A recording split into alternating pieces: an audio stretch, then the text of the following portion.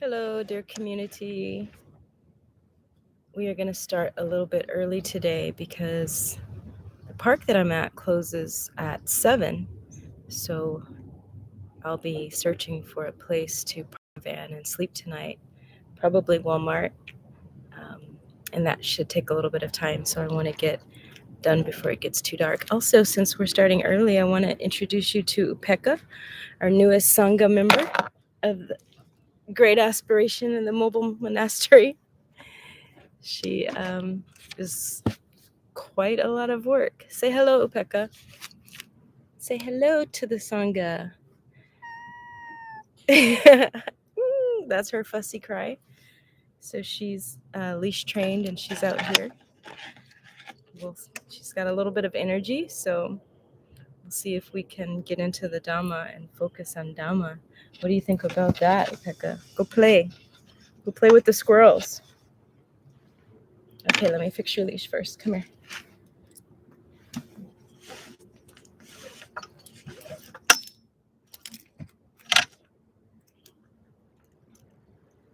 Okay, go ahead and play. And we're going to read the Dhamma, okay? Okay. So this is going to be part 1 of the Sallekha Sutta, the Majjhima Nikaya, Sutta number 8, Effacement. And I decided to go ahead and break this into parts, so it will still be a rather short reading tonight, but I thought it would be important to put the cultivation and the instruction into a second part. So we'll just kind of see how part 1 goes. Thus have I heard. On one occasion, the Blessed One was living at Savatthi in Jeta's Grove, Anathapindika's park. Then, when it was evening, the Venerable Mahachunda rose from meditation and went to the Blessed One. After paying homage to the Blessed One, he sat down at one side and said to him, Venerable Sir, various views arise in the world associated either with doctrines of a self, so our identity view, right? And in India, Hinduism and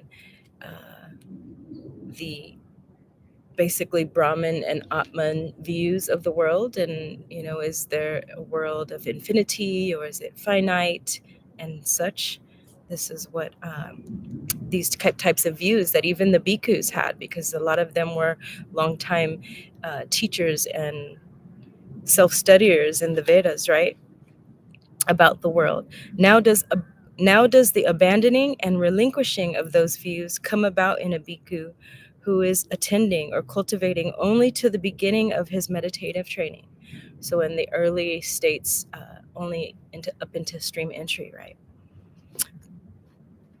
Chunda, as to those various views that arise in the world, associated either with doctrines of a self or with doctrines about the world, if the object in relation to which those views arise, which they lie dormant, so they underlie, and which they are exercised upon, is seen as it actually is with proper wisdom thus: this is not mine, I am not, this is not myself. Then the abandoning and relinquishing of those views come about. So here the Buddha says, is seen as it actually is with proper wisdom thus.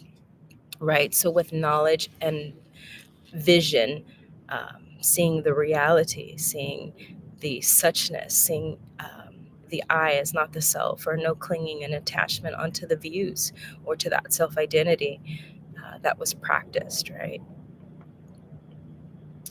So then in this reality or this direct experience, this direct knowledge, you come to see that you're no longer what you thought you were. You are not this I or this self or this Atman, right? And then same thing with our views and this is particularly relates to our world today, our world views, and we have plenty of views to choose from. So I think this is a wonder. I mean, just here in this paragraph, in fact, we can read this one again. The Buddha drops his teachings completely and wholly for us here. Venerable Sir, various views arise in the world associated either with doctrines to a self or with doctrines about the world. Now, does the abandoning and relinquishing of those views come about in a bhikkhu who is attending only to the beginning of his meditative training?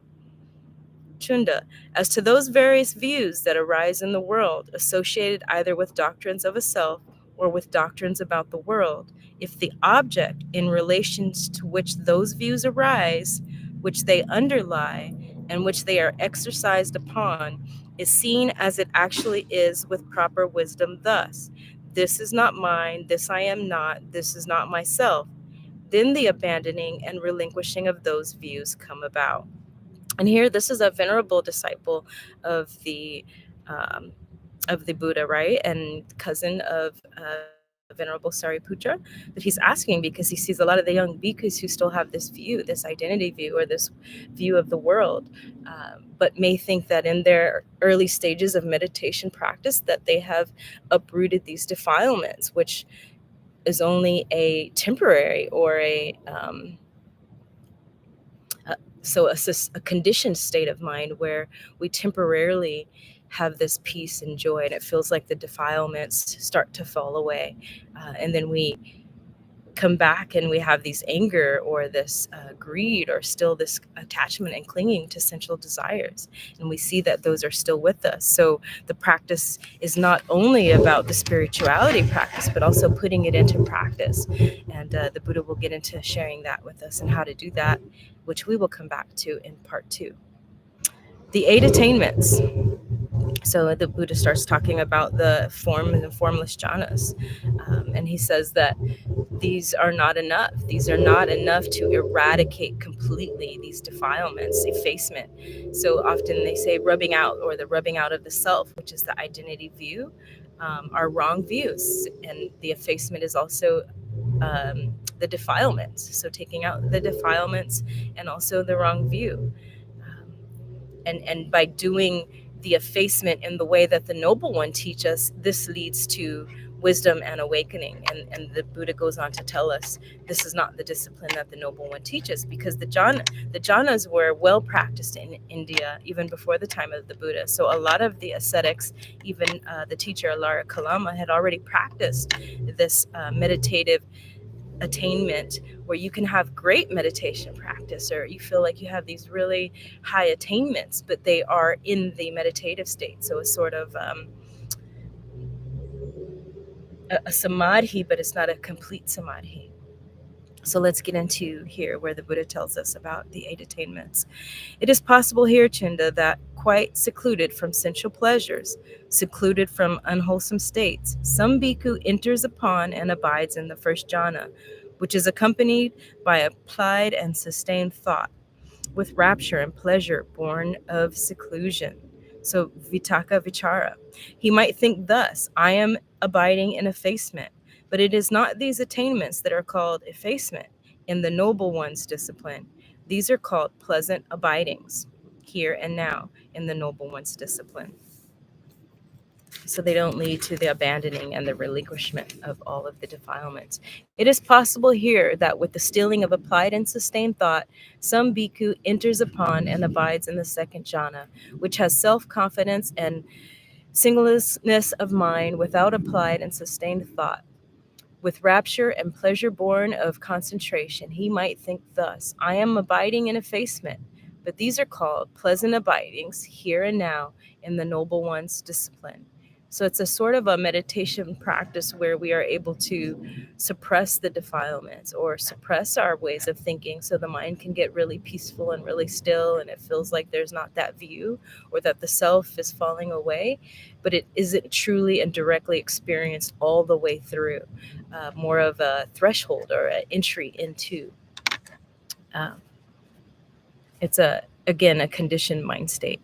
It is possible here that with the fading away as well of rapture, some bhikkhus abide in equanimity and mindful and fully aware, still feeling pleasure with the body. He enters upon and abides in the third jhana, on account of which Noble Ones announce: he has a pleasant abiding, who has equanimity and is mindful. He might think thus: I am abiding in effacement. But these are called pleasant abidings here and now in the Noble One's discipline. It is possible here that with the abandoning of pleasure and pain, and with the previous disappearance of joy and grief, some bhikkhu enters upon and abides in the fourth jhana, which has neither pain nor pleasure, and purity of mindfulness due to equanimity. He might think thus, I am abiding in effacement. But it is not these attainments that are called effacement in the Noble One's discipline. These are called pleasant abidings here and now in the Noble One's discipline. It is possible here that with the complete surmounting of perceptions of form, with the disappearance of perceptions of sensory impact, with non-attention to perceptions of diversity, aware that space is infinite, some bhikkhu enters upon and abides in the base of infinite space. He might think thus, I am abiding in effacement. But it is not these attainments that are called effacement in the Noble One's discipline. These are called peaceful abidings in the Noble One's discipline. It is possible here that by completely surmounting the base of infinite space, aware that consciousness is infinite, some bhikkhu enters upon and abides in the base of infinite consciousness. He might think thus, I am abiding in effacement, but these are called peaceful abidings in the Noble One's discipline. It is possible here that by completely surmounting the base of infinite consciousness, aware that there is nothing, some bhikkhu enters upon and abides in the base of nothingness. He might think thus, I am abiding in effacement, but these are called peaceful abidings in the Noble One's discipline. It is possible here that by completely surmounting the base of nothingness, some bhikkhu enter upon and abides in the base of neither perception nor non-perception. He might think thus, I am abiding in effacement. But these attainments are not called effacement in the Noble One's discipline. These are called peaceful abidings in the Noble One's discipline. And we will end part one there, but let's read this very first where the Buddha starts to explain to Chunda the how to uproot and how to cultivate the actual practice of eradicating our defilements and these wrong views. So the falling away, the complete falling away of these, and this is our path, right? So the Buddha will lay out several teachings and defilements, and also wholesome ways of leading us into the eradication. Now, Chunda, here effacement should be practiced by you. Others will be cruel. We shall not be cruel. Here, effacement should be practiced thus.